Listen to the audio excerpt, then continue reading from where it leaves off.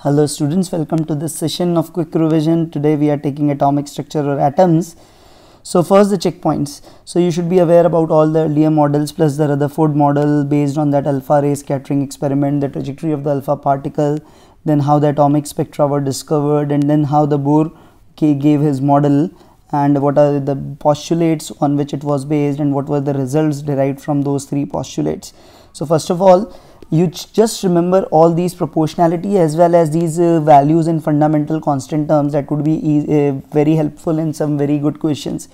So for a Bohr model applicable wherever the radius of nth orbit is n square by z proportionality and multiplied by this a naught, which in fundamental constant is epsilon naught h square upon pi me square, and this a naught is 52.9 picometers. So just remember radius is proportionality is n square by z, velocity proportionality is z by n, and you can see all the values. Similarly, energy is minus 13.6 ev z square by n square, and what is this 13.6 in fundamental constant? You must know this. And one more thing, in the Bohr atom, kinetic energy of the atom or the electron is equal to the mod of the total energy, that is equal to the mod of the potential energy by 2. Total and potential energy are negative while kinetic energy is positive. It is more or less the satellite case you do in gravitation. Then the line spectra of hydrogen atom is explained. So we had that formula of all those line as the wavelength is given by inverse of lambda is r times, that is the Rydberg constant, 1 upon n of the lower square minus 1 upon nh square. NL is the n of the lower shell and nh is the n of the higher shell. You should be careful about when it is emission, when it is absorption.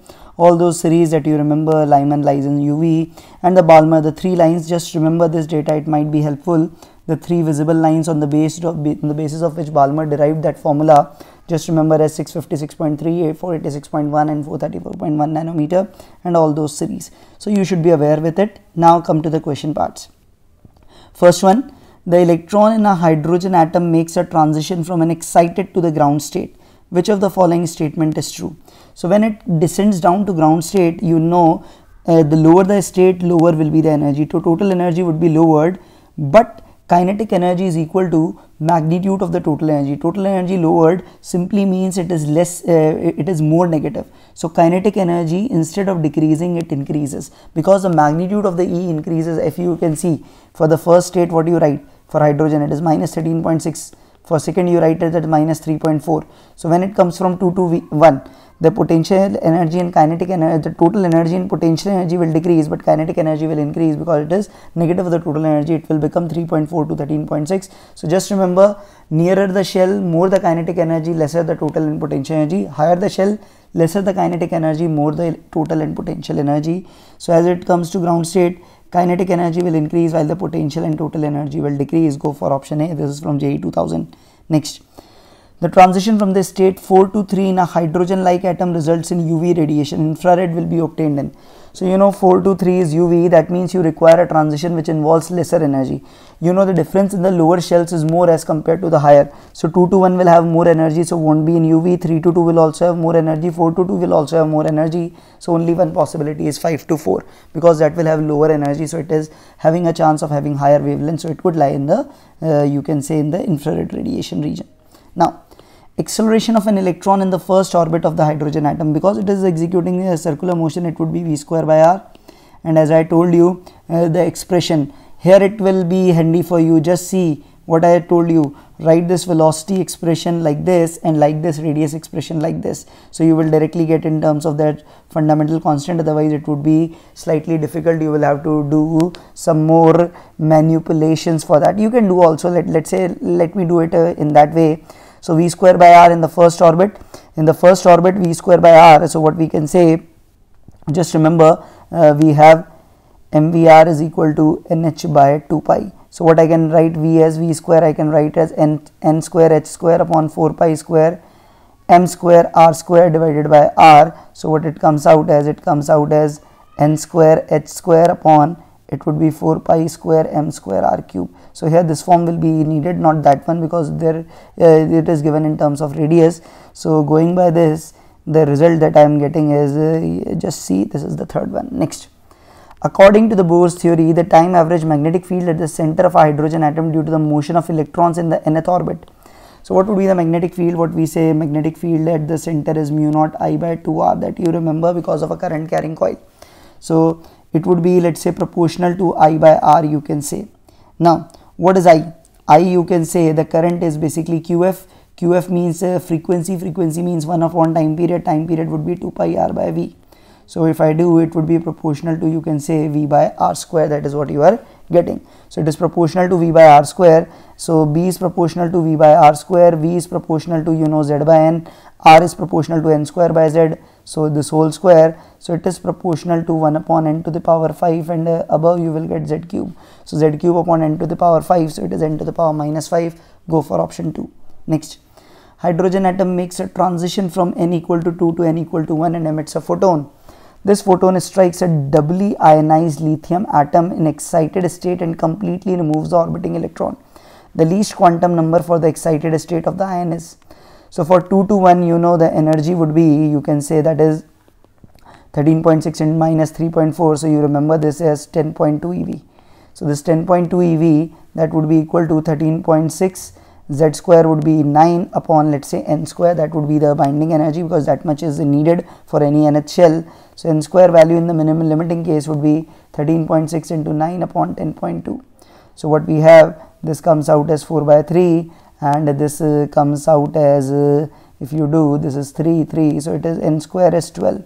So N minimum to minimum is root 12. Root 12 means this minimum is coming out as, let's say, it would be 3 point something. So minimum possible will be 4th. So the least quantum state would be, you can say, is the 4th one from which it can get it excited to that particular value. So you can have N equal to 4. So that would be the answer here. Next, if an electron in a hydrogen atom jumps from the 3rd orbit to the 2nd orbit, it emits a photon of wavelength lambda. When it jumps from the 4th to 3rd, the corresponding wavelength will be.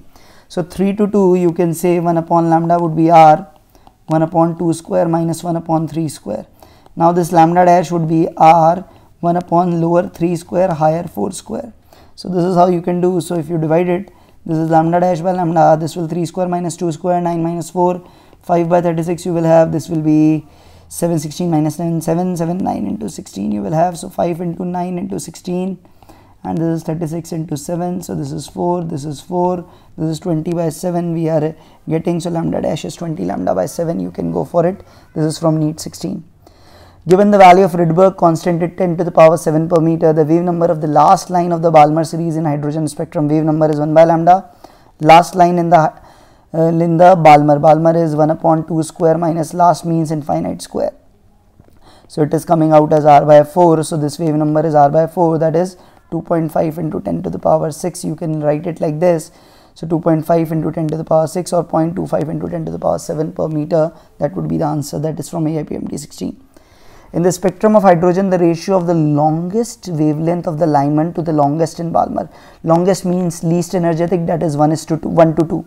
So 1 upon lambda 1 would be R, 1 upon 1 square minus 1 upon 2 square. Similarly for Balmer, this lambda 2 maximum will be R, 1 upon 2 square minus 1 upon 3 square. So again, if you do the ratio, this is the inverse ratio I am taking, so we will have to invert it.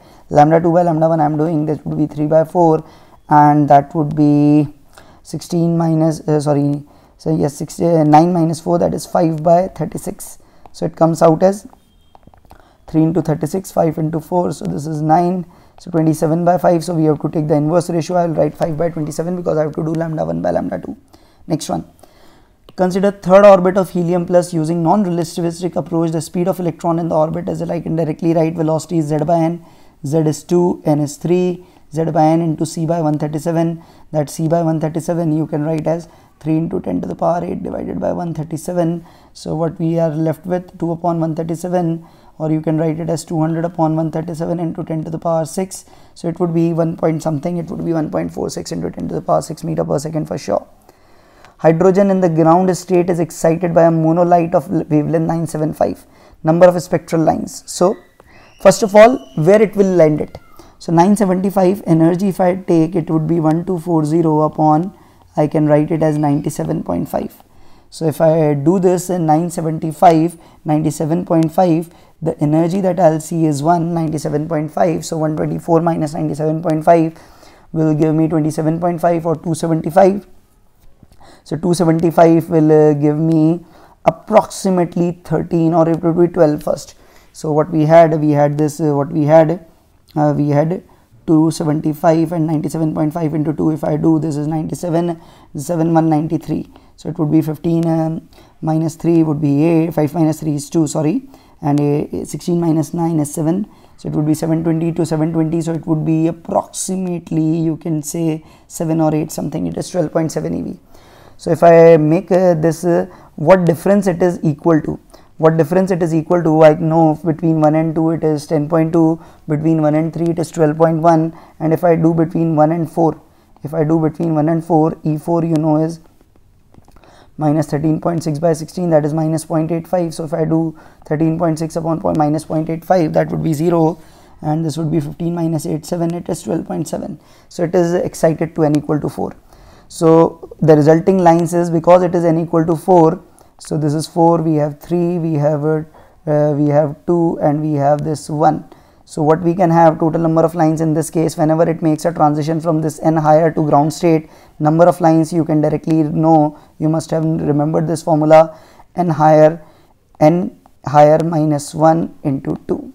This is for ground state. General formula is n higher minus n lower, n higher minus n lower plus 1 by 2. This is the general formula when it is, let's say, from 4 to 2 if we need to calculate. Here we need till 1, so that would be 4 into 3 by 2, so that would be 2 3s are 6 number of lines you will see, so answer would be 6. Energy required for the electron excitation in lithium 2 plus from the first to the third Bohr orbit, again you can say 13.6 into 9, first means 1 by 1 square, third means 1 by 3 square, so 13.6 into 9, it will become 8 by 9, so 13.6 into 8, 8 6 are 48, 8 3s are 24, and 4 28, 2, this is 108.8, go for option 4. Next, the diagram shows the energy level for electron in a certain atom. Which transition shown represents the emission of photon with the most energy? Emission means it should go from higher to lower, so it cannot be the answer. So higher to lower, this is 2 to 1, 4 to 2, 4 to 3. I know maximum energy is from 2 to 1, 10.2 eV. The rest are lesser, so it would be this transition number 3. An electron in the hydrogen atom is in an orbit which there can be a maximum of 6 transitions. So you did it above, this means n is equal to 4. Another electron at different hydrogen is in orbit from where it can be maximum of 3. So if you solve, it would be 3. From 3 there will be 3 into 2 by 2, that is 3 transition. The ratio of the velocities is, velocity you know is proportional to z by n. So this v4 to v3 would be inverse, that would be 3:4. Go for option D. Next, now these are some questions to test yourself. Take the screenshot of these 4 questions first, take it. Now take these 4 questions. So you have 8 questions to practice what I have taught you in this short video. Now some questions which are some advanced level but might come because these are very famous questions. First of all, imagine an atom made up of a proton and a hypothetical particle of double the mass of electron but having the same charge. So here the mass of electron effectively doubles. Apply Bohr model and consider all possible transition of the hypothetical particle to the first excited level. The longest wavelength photon that will be emitted as wavelength lambda, given in terms of the Rydberg constant for the hydrogen atom, will be. So what we can do, if I can directly say that Rydberg constant of the energy in nth shell, I told you minus 13.6 EVZ square by n square, you remember, but better remember in that form. I am again showing you, I remember, but I want you to remember this thing. It is m e to the power 48 epsilon naught h square. That means this En is proportional to m. So this energy is proportional to m. So that means here if mass of the electron effectively doubles, so instead of minus 13.6 it will get doubled. So similarly that 1 by lambda r will become effectively 2r. And now you can take from the higher to first excited level, it would be 1 upon 2 square minus 1 upon infinity square. So longest wavelength, sorry I have taken the minimum, it would be 1 by 3 square. So it is 2r, this would be 9 minus 4, that is 5 by 36. So lambda comes out as 18 upon 5r, that would be the answer. Go for option C, this is from JEE 2000. Next, the electric potential between a proton and electron is given by V is this, where R naught is a constant. Assuming Bohr model to be applicable, write variation of Rn with n being the principal quantum number. So here this potential energy would be some EV naught ln of R by R naught. So the force, centripetal force without the electrostatic force here will change. F is minus du by dr, and if you do, it would be minus EV naught upon R by R naught something, that is F would be equal proportional to 1 by R, that provides mv square by R. So that means that force is mv square by R, you know, so v square by R is proportional to R, that means V is constant. So V is constant, and whenever Bohr model is written, you need to apply angular momentum quantization. MVR is NH by 2 pi. V is constant, that means R is proportional to N. So go for option A. This is a very famous question, asked in IIT and even asked in JEE Main and NEET also, I suppose, in some point of time or other. Similarly, try this question. If you can do it, would be very well. Thanks for watching.